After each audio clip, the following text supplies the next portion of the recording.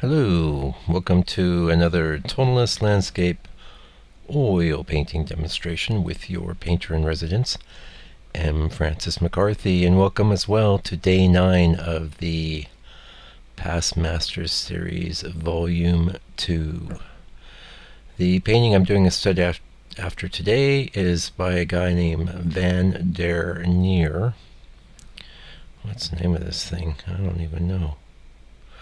I actually got a little mixed up and had the wrong image for the movie selected, but I got it straight now. Van der Neer. Oh my goodness, this is not helping. Van der Neer, the name of the painting is Aert River Scene.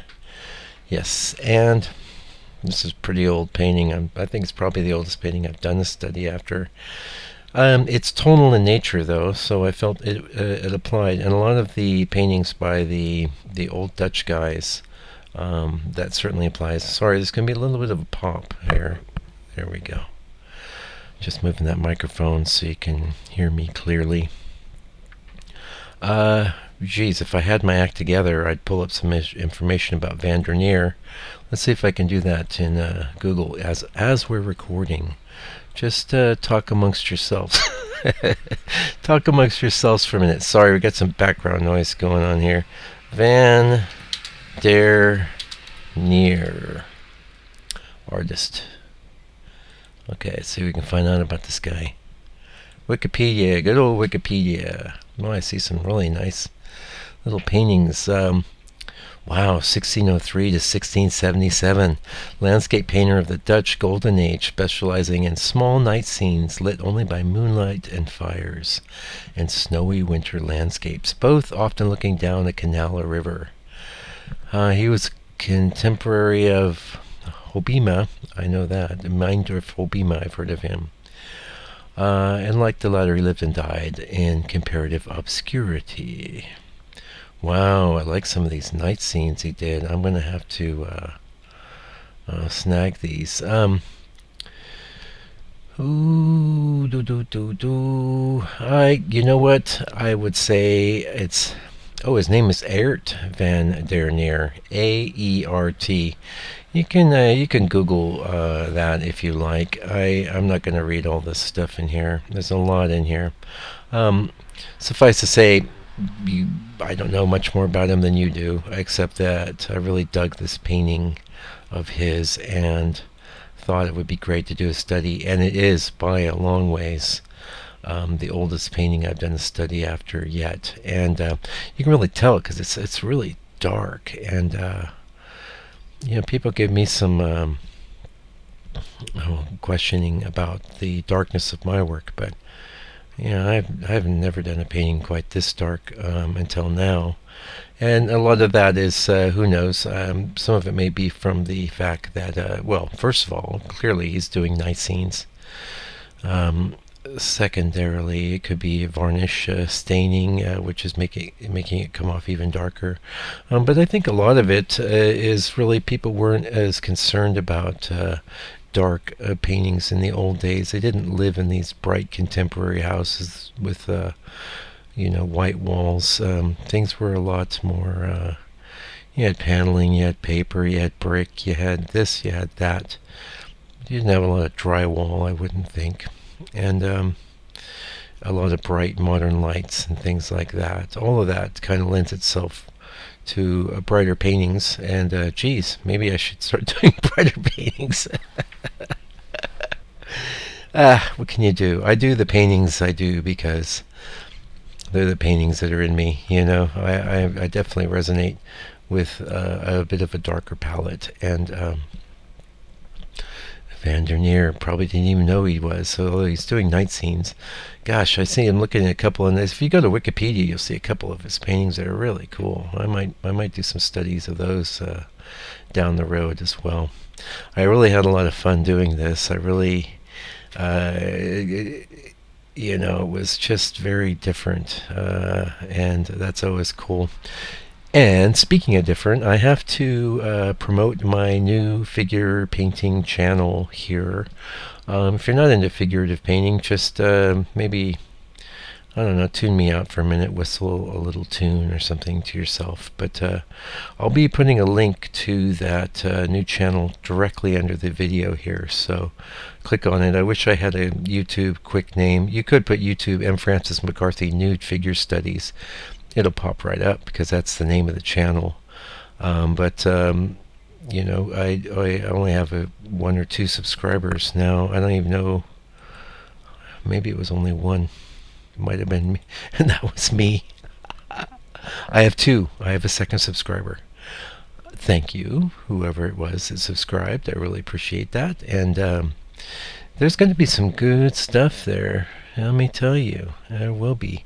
And like I said the other day in the last video, landscape painting is always going to be my primary avocation, but you have to do some different things now and again, which is one of the reasons why I'm doing a Neer painting right now. So, and you know, landscape painting is vast and difficult to master, but figurative painting, I'm so new at it that I have not a heck of a lot of mastery. But tip on over there, check it out, subscribe. You know, if for no other reason than to see, than to watch me really genuinely struggle.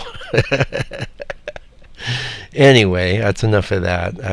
I did debate whether I should just post those figure paintings on this channel, which, you know, has a decent amount of subscribers, and I thought, nah, I'll just pop them over there.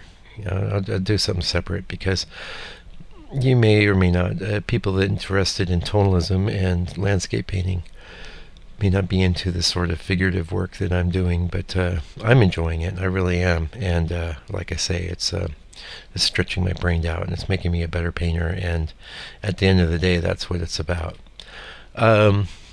Yesterday I did put up a video, and see, it's getting an okay response. So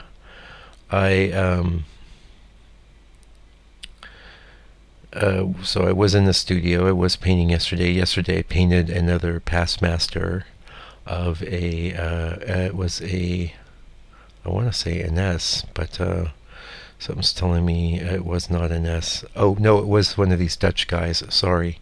Much later on Dutch guy, though, 1800s. Broysen, I believe his name is. And that went really well. It was pretty good. I'm going to try and, because I've got maybe 2 or 3 or maybe 4 past masters in the can here. So if I don't get cracking, I will be leaving you in a past master void, which nobody wants that. We want to keep you, you know, hip to people like old Neer. You know, come on, he's great. Look at this stuff; it's beautiful. Well, I'm looking at my own painting as I say that, but my painting is done after the master, and that's the idea, basically, to learn from the greats that came before, and to really integrate and